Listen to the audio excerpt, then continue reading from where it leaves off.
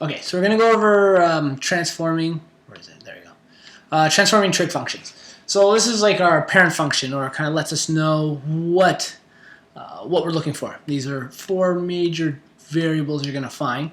We're going to work with sine, but the same rules apply to cosine, whether we're using sine or cosine of a function. Okay, and we'll go over what the original one looks like and then how these transformations move each of them. But we're going to go over the rules first. So the rules are as follows. When we're transforming parabolas, we've actually dealt with some of these. They just kind of use different letters in the textbook when we're going through it. And I'm going to compare it, the one we haven't really seen before. But remember when we were going over parabolas, we had y is equal to x minus h plus x minus, okay, now I got to remember what they were. A, h, k, that was it, right? I'll try to match the colors up. And k. I know the colors we used to use were a little different. These transformations, I'm not sure if you still remember them, are the exact same. Okay, the only one we haven't really dealt with the parabola because of a rule that happens is k. It really doesn't really show up in their parabolas.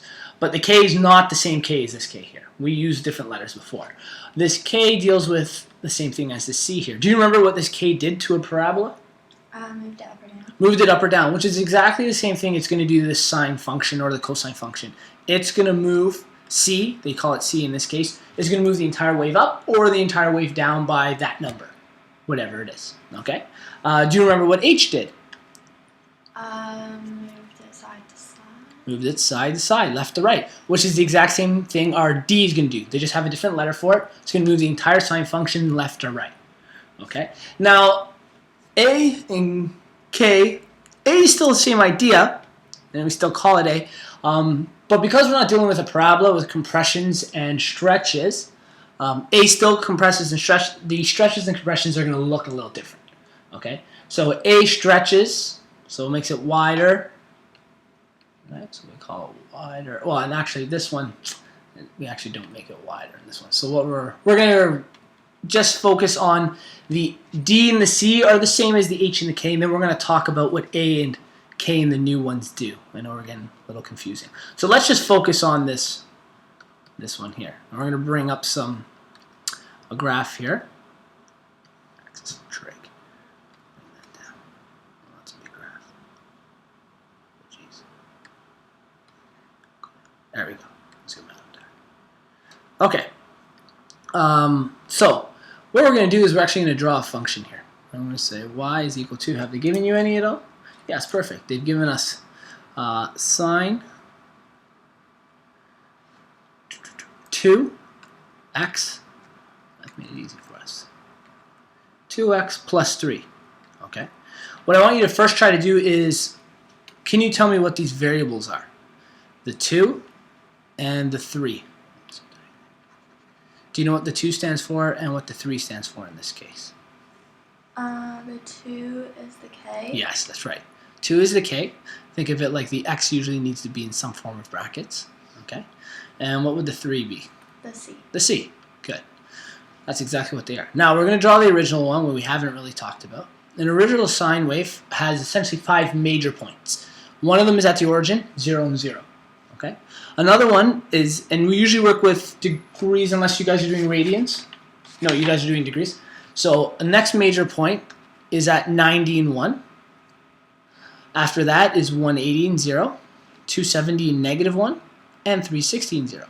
And in other words, we create a wave-like shape when going through this. Okay? And this continues the pattern. So where do you think 450 would be in our terms of our y? 1. 1, that's right. It goes back up to 1. What about negative 90? Negative 1. Yeah. Negative 180? 0. Yep. Negative 270? 1. Good. Negative 360? 0. And negative 450? Negative 1. Good. Exactly what happens. So this is our standard. Remember how we used to have a standard parabola we kind of drew everything off of? This is our standard sine wave. The cosine wave is a little different. Okay, so this is essentially y is equal to sine x. Now what we've done is we've done a k and a c shift. Okay, we're going to focus on, we should focus on, it doesn't technically matter the order you do it in. It can be easier if you do it one way or the other. Because we're more familiar with C, I'm going to do that first. Normally, I actually work with our stretches and compressions first. I personally find it easier. But the 3, what do you think that 3 does? It moves it 3 points to the right. Is it to the right? What did we say it was? We said it was C. And what does C deal with? Oh, I mean up. Yeah, so it's going to move it 3 points up. So we take every single one of these points and we just move up 3 on the y-axis. So this is now at 1, 2, oh geez, I didn't realize it was such a big graph. Okay, let's, oh well, we'll say it's there. 1, 2, okay, so that goes up 3, this goes up 1, 2, 3, this one goes up 3, so it kind of ends up at 180 ends up here again, 270 ends up at 2, 360 ends up here. A little out of our range, but it's fine. This is still the general idea. 2, 3, should be a 4, 2, and -3. So in other words, we get the same graph. Its only difference right now is that the entire wave has been shifted up 3 units. Okay? Now what we got to talk about is the period of the function. And the period of a function is how long it takes a wave to repeat itself. In this case, the wave takes 360 degrees, just like a circle. Okay? So in other words, and you can figure that out by starting anywhere. And in our case, we're actually going to start here. We're going to start at 0. Okay? And what we're trying to do is we're trying to get back to 0 in the same way. Now technically at 180 degrees, we're back at 0. Right? But at 0 and 0, we were coming up at our y point of 0. When we're at 180, we're actually coming down to it. So we're not approaching in the same way. So this isn't the end of the cycle. The entire cycle takes 360 degrees. You see how we're approaching it from the same angle. So that's the period of the function. Okay? And what you're going to find out is sine and cosine, they both have the exact same period of 360 degrees. That's very important. Because now what's going to happen is the period of this function is going to change. That's what k does. K changes the period of the function, or how fast it repeats. We take our value, which is 2 in this one, and we take 360 and divide it by 2. Okay? And from there, we're going to get a new period. And our new period is actually going to be 180. 360 divided by 2 is 180. Okay? Now, a way you can do that by looking at each point is taking each of the x points, so start at the same x point here, okay, at 0. And we're going to take each of these x values and divide them by 2. And our y coordinate is going to shift over that much. So we're shifting, we're compressing this. Wave. So what would 90 divided by 2 be? 45. So at 45, we'd now be at 1. What's 180 divided by 2?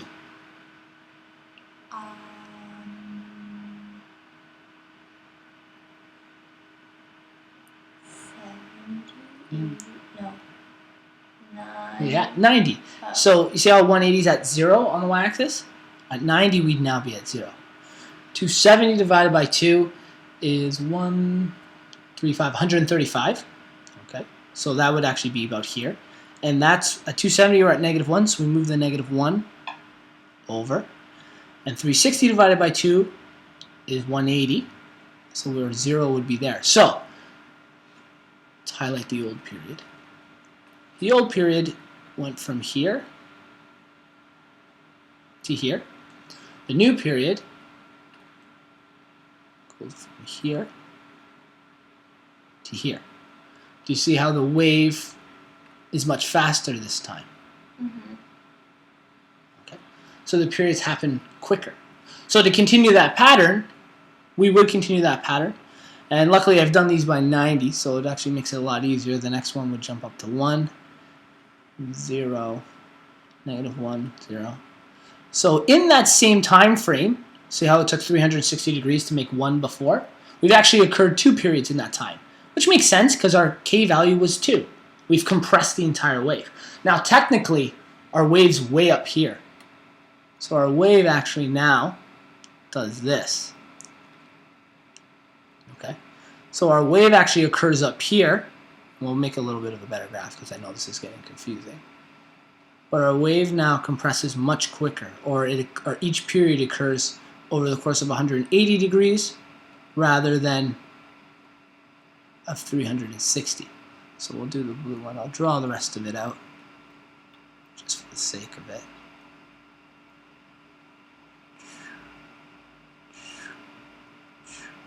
So it does this. So do you see how the period of this function occurs twice as fast as it used to? Think of it like a heartbeat going twice as quick. So your heart's beating much faster when we do this question. Okay. So the blue one would technically be the finished product. I know it's kind of off the grid and stuff, but we'll do a couple other ones. But that's the general idea to K and C.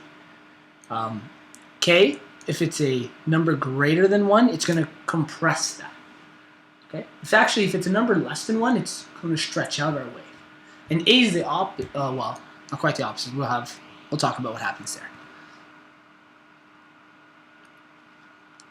Okay. Here's our next transformation. So a little different from the last one. We're going to write the parent function underneath. Okay. So y is equal to, technically it's a sine k times x minus d plus c. I'm going to write them all in. Here's our a. K, D. Why am I writing it in black? Let's write it in purple so we can differentiate. I forgot I had more colors. There we go. C. Okay. So, for each of these, what are their values? What's the A value in this one? It's 2. 2. Yeah, so A equals 2. What's the K value? 2. Nice. K value is 2. What's the D value? 4. Is the 4 in brackets? Oh, no, it's 0. 0. That's right. There's nothing in there. So another way I could write that, and I'm going to write it this way just to let you know, be x minus 0. All right? And this could kind of be looked at like that. So it's a little more similar to what we had, plus 4. So you're right. The D value is 0 because there is no D value technically. And what's the C value? It's 4. 4. That's right. C is equal to 4. So we can talk about what each of these is going to do. C is going to do what? Move it up 4. Yeah, we're going up 4 with the C. K is 2, so what's going to happen to the period? It's going to be 180. Yeah, you're right. Our period is going to happen twice as fast, okay? So I'm just going to say twice as fast. And then we're going to talk about what A does, because I know we actually haven't yet. But I'm going to draw the original sine wave for us. And what I'm going to do is do the A and the K first, just because I prefer doing it that way. Doesn't mean you have to. Whatever you find easier to deal with, do it your way. So I'm going to draw the original one just so I have my my bearings.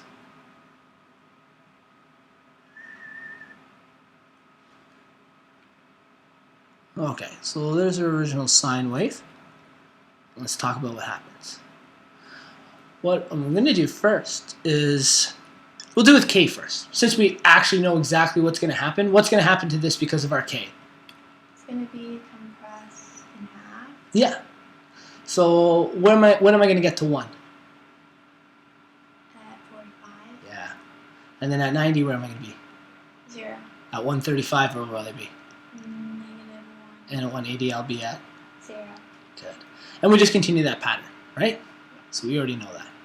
You're a genius. Okay. So we got that. And all of our connect the dots. Kind of like kindergarten again. We have to do connect the dots. Okay. So we'll see that this wave occurs essentially twice as fast now because of our K value. Oh, that was perfect. Okay, so we got that part. So our blue one is our next one. And essentially what the blue one represents would be something that looks like this. Y is equal to sine 2x. That's what that represents. The black one represents just y equals sine x. Okay? So the blue one has been compressed in terms of its period. Now A, what A actually does is stretches and compresses it, but not in a horizontal fashion. This is a horizontal compression, Okay, so that's why what I normally do, we talk about transformations. We know that D moves it left or right in a transformation. Okay, trans up and down, left and right, and C is up and down transformation. K is left and right again, but it's actually a stretch or compression. So I'm going to call it stretch or compression. And A is the same idea, stretch or compression, but up and down. Okay. Stretch / compression. So that's what each of these do. So in this case, A is 2. So it's greater than 1. What it does is it actually stretches each of our y values by 2. So this is the reason I do this first, is because I can actually use multiplication or division to solve all of these. So my points, I take each of these points and I'm going to multiply by 2 each of the points. Okay. If I'd already transformed the wave, I can't actually do this little trick. Okay, so if I've already moved it, the entire wave up and down or left and right, it won't technically work. But when I multiply 0 times 2, what do I get? You get 0. So I'm still on the same y point. And that's going to be important. All of our zeros are actually still going to be at 0. So those aren't going to change. All of these points here, we're going to cross them all again. The only difference is how high and low we go. -1 times 2 is going to give us what?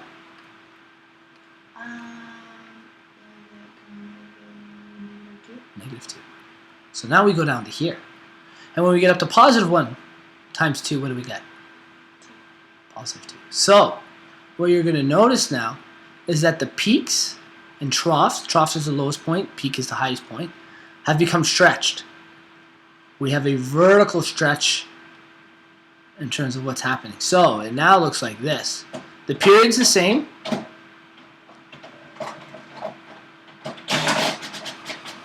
But these points are much higher and much lower due to our A value being greater than 1. Does this make sense so far? So this red one, I know there's a lot of waves on the graph right now, represents 2 sine 2x, right? Because we went from the blue one, we didn't go from the old black one, right? So we're doing one transformation at a time.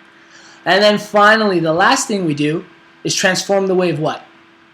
Up. Up. Now my graph definitely doesn't have enough numbers for that right now, okay? But let's just talk about where it would go, okay? We take each of these major points, these y points, because it's up and down, and we just add 4 to them. So where would 0 be at? 4. 0 would move to 4. What would 2 be at? 6. 2 moves to 6. And -2 would move to 2. +2. And that's the whole thing. The entire wave is going to go up 4. So it's going to be way above where we were before. Okay, now your graph will have enough y values to probably deal with that. I should have had the foresight to see that this graph wasn't long enough. But that's the idea to that one. And what we can actually do is we can draw it on a graph TK, but we'll leave it for now. Does that make sense?